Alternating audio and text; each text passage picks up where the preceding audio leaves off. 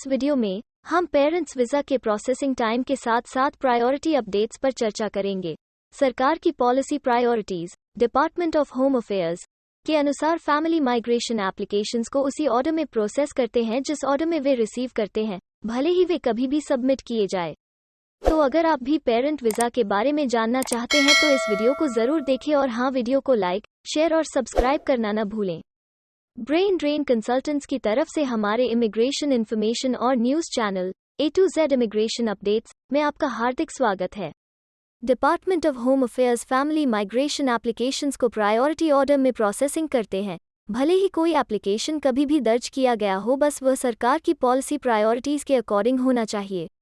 तो आइए जानते हैं कि हाईएस्ट प्रायोरिटी के साथ करंट प्रोसेसिंग प्रायोरिटीज़ क्या हैं। फैमिली माइग्रेशन एप्लीकेशंस जो मिनिस्टीरियल इंटरवेंशन के अधीन हैं, एक पार्टनर या डिपेंडेंट चाइल्ड द्वारा एप्लीकेशंस, सिवाय जहां स्पॉन्सर या प्रपोज्ड स्पॉन्सर ने इल्लीगल मैरिटाइम अराइवल (IMA) के रूप में ऑस्ट्रेलिया में प्रवेश किया और परमानेंट वीज़ा होल्डर्स है। ऑफन रिश्तेदार द्वारा एप्लीकेशंस, सिवाय जहां स्पॉन्सर या प्रपोज्ड स्पॉन्सर ने इल्लीगल मैरिटाइम अराइवल के रूप में ऑस्ट्रेलिया में प्रवेश किया और परमानेंट वीज़ा होल्डर्स है। कंट्रीब्यूटरी पेरेंट या कंट्रीब्यूटरी एजेड पेरेंट द्वारा एप्लीकेशंस, सिवाय जहां स्पॉन्सर या प्रपोज्ड स्पॉन्सर ने अवैध इल्लीगल मैरिटाइम अराइवल के रूप में ऑस्ट्रेलिया में प्रवेश किया और परमानेंट वीज़ा होल्डर्स है। करियर द्वारा एप्लीकेशंस, सिवाय जहां स्पॉन्सर या प्रपोज्ड स्पॉन्सर ने इल्लीगल मैरिटाइम अराइवल के रूप में ऑस्ट्रेलिया में प्रवेश किया और परमानेंट वीज़ा होल्डर्स है। Parent, aged parent, remaining relative या एजेड डिपेंडेंट रिलेटिव द्वारा एप्लीकेशंस, सिवाय जहां स्पॉन्सर या प्रपोज्ड स्पॉन्सर ने इल्लीगल मैरिटाइम अराइवल के रूप में ऑस्ट्रेलिया में प्रवेश किया और परमानेंट वीज़ा होल्डर्स है। एप्लीकेशंस जहां स्पॉन्सर या प्रपोज्ड स्पॉन्सर ने इल्लीगल मैरिटाइम अराइवल के रूप में ऑस्ट्रेलिया में प्रवेश किया और परमानेंट वीज़ा होल्डर्स है। चाइल्ड वीज़ा के लिए प्रोसेसिंग प्रायोरिटी ऑर्डर कुछ ऐसे है: पहले चाइल्ड, फिर एडॉप्शन, उसके बाद डिपेंडेंट चाइल्ड और फिर ऑफन रिलेटिव। पार्टनर या चाइल्ड वीज़ा एप्लीकेशन के लिए कंपेलिंग और कंपैशनेट परिस्थितियां क्या हैं? पार्टनर या चाइल्ड वीज़ा एप्लीकेशन को प्राथमिकता दी जा सकती है जहां आप कंपेलिंग और कंपैशनेट परिस्थितियों का प्रदर्शन कर सकते हैं।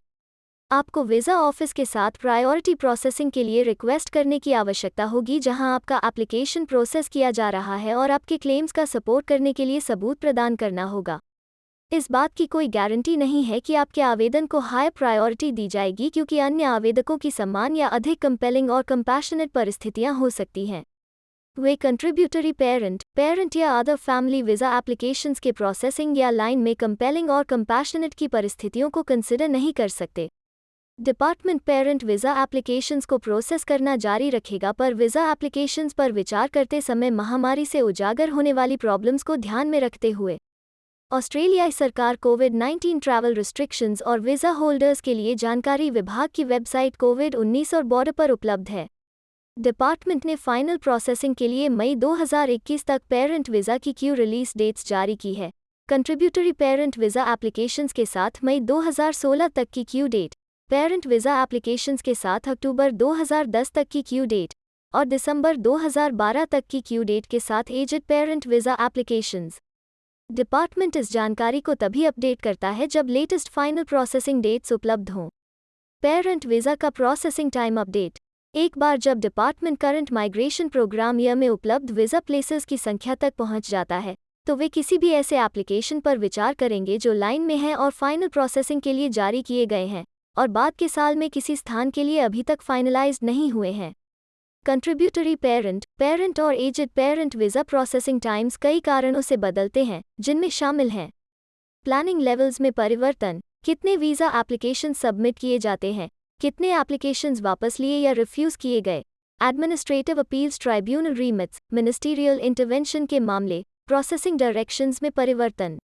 Department contributory parent, contributory aged parent और एजेड पेरेंट वीज़ा एप्लीकेशंस के लिए प्रोसेसिंग टाइम्स प्रदान नहीं करता है।